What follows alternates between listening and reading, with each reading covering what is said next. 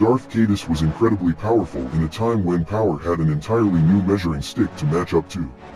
Though he was not proficient in the more ancient powers of the dark side, he was still extremely powerful in all other aspects, whether it be in the Force, lightsaber combat or other theaters of power.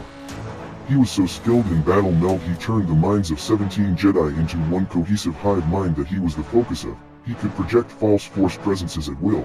His healing trance saved others from death, including himself, and was so advanced at healing his own body that he could freely manipulate his own body in any way he needed.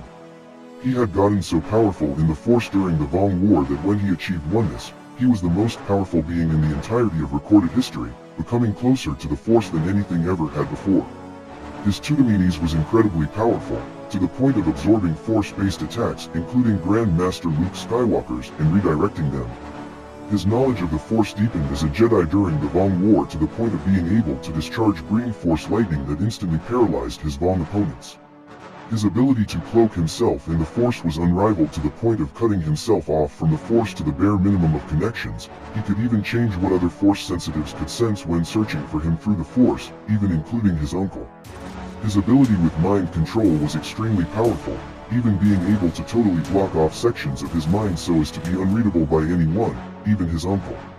He even learned the ability to teleport things across considerable distances. He could even see the past and the future and what either would be depending on the parameters he himself set on them, allowing him extremely accurate depictions of the future. He also had the ability to cause discharges in the spinal cords of even some of the most powerful of opponents, paralyzing them till he relented.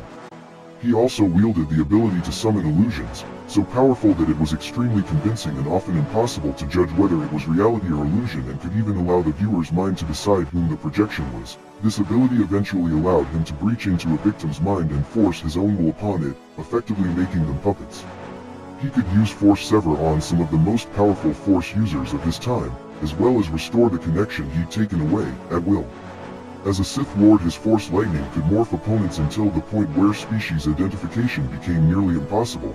His use of Force Choke was also incredible, with the ability to use it on multiple powerful Jedi Knights at once, breaching all of their Force barriers.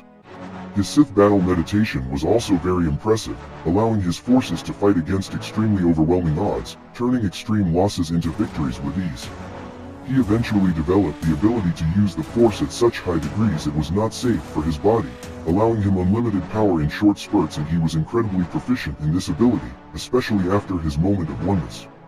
His mastery over Force speed was particularly impressive, allowing him to not only make Battlemaster Kyle Katarn look like a youngling, he even injured his uncle severely in lightsaber combat and was so fast it caught Luke off guard, and because of it, Luke nearly lost his right arm. He's effectively fought a far more powerful version of Luke than the one that faced Reborn Palpatine, using the measuring stick of Luke Skywalker. He was a faster duelist than Darth Sidious, the most powerful Sith Lord of all time.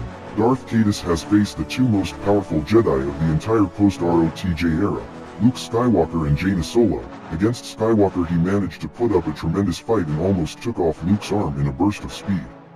His first engagement against Jaina Solo showed he was far beyond her. Even injured as he was, she got absolutely dismantled, and she only managed to kill him because he wasn't paying her much attention and was severely injured. With one arm gone, one crippled leg and a hole through his stomach, he still took off one of her arms and managed to force wave her into a wall and still carried on. If he had chosen, he could have killed her. He chose otherwise.